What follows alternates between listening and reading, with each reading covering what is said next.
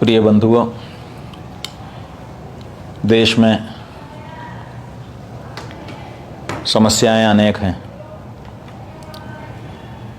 कुछ समस्याएं हमारे जीवन से सीधे जुड़ी हुई होती हैं और कुछ प्रत्यक्ष तो नहीं जुड़ी होती हैं, लेकिन अप्रत्यक्ष उनका भी बड़ा प्रभाव होता है।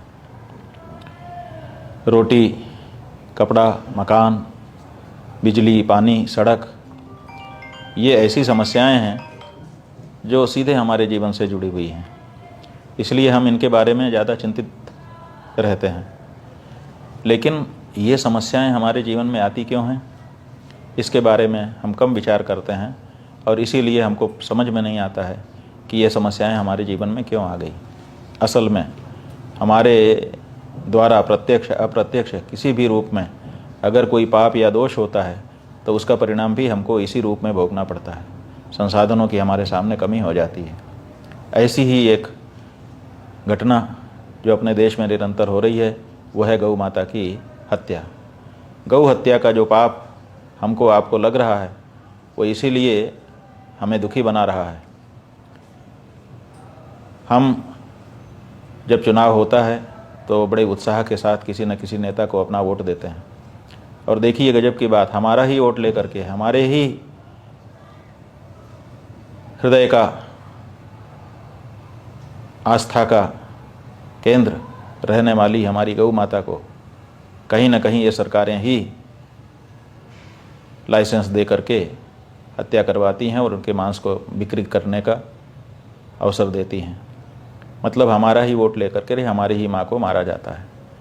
इसलिए हम लोगों ने ये सुनिश्चित किया था कि अब हिंदू ये तय करेगा कि हम किसी ऐसे दल को, किसी भी ऐसे दल के प्रत्याशी को वोट नहीं देंगे जो शपथ पूर्वक ये घोषणा न करे कि जीतने के बाद गौ माता की रक्षा के लिए वो कार्य करेगा।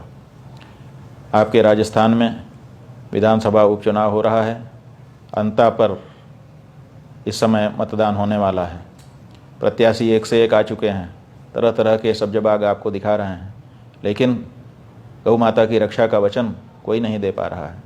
इसका मतलब है कि वो चाहते हैं कि जैसे 78 वर्षों से, आज़ादी के बाद से अभी तक गौ माता की हत्या होती आई वैसे होती रहे।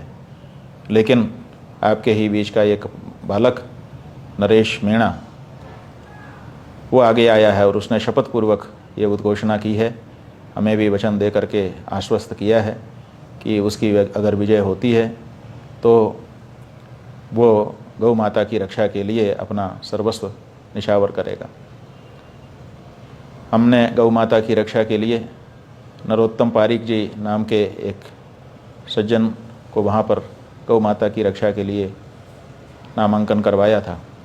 नरोत्तम पारीक जी बहुत ही सज्जन व्यक्ति थे और अंता विधानसभा क्षेत्र में उन्होंने पहले बहुत सारा कार्य भी किया था, लेकिन नरेश मीणा के पक्ष में उन्होंने अपना नामांकन वापस ले लिया है, ऐसी सूचना हमको मिली है। और वे भी चाहते हैं कि नरेश मीणा को समर्थन दिया जाए, जिससे नरेश मीणा विजयी होकर के राजस्थान की विधानसभा में गौ माता की रक्षा का वातावरण निर्मित करें। तो अंता क्षेत्र की समस्त मतदाता जनता से हमारा अनुरोध है कि नरेश मीणा को गौ माता की रक्षा के लिए वोट प्रदान करें। बिजली के लिए, पानी के लिए, सड़क के लिए, जाने किन किन मुद्दों के लिए आपने कितनी बार वोट किया है। एक बार गौ माता की रक्षा के लिए अंता विधानसभा क्षेत्र के लोग हमको गौ माता के लिए अगर वोट करेंगे तो निश्चित रूप से एक बहुत बड़ा संदेश पूरे राजस्थान में जाएगा, पूरे देश में जाएगा। और गौ माता की रक्षा के लिए सरकारें जो अभी बिल्कुल उपेक्षा का भाव रखती हैं वो विचार करने के लिए मजबूर हो जाएंगी। इनका जो चुनाव चिन्ह है वो गन्ना और किसान बताया गया है। गन्ना किसान के चिन्ह पर बटन दबा करके नरेश मीणा जी को गौ माता की रक्षा के लिए आप लोग विजयी बनाएं, ऐसा हमारा अभिप्राय है। कितना आप स्वीकार करते हैं ये तो समय बताएगा, लेकिन हम बहुत ही हृदय से गहरा अनुरोध आपसे कर रहे हैं कि आप ये संदेश पूरे देश को अंता से प्रदान करिए। आपका दिया गया वोट केवल अंता में प्रभाव नहीं डालेगा, पूरे राजस्थान में और पूरे देश में संदेश भेजेगा कि गौ माता बहुत महत्वपूर्ण है और इनके लिए पार्टियों को विचार करना चाहिए। इसलिए अंता के एक एक मतदाता को गौ माता के लिए, पार्टियों की बात छोड़िए, गौ माता की रक्षा के लिए वोट करिए। यही हमारा कहना है। नारा है।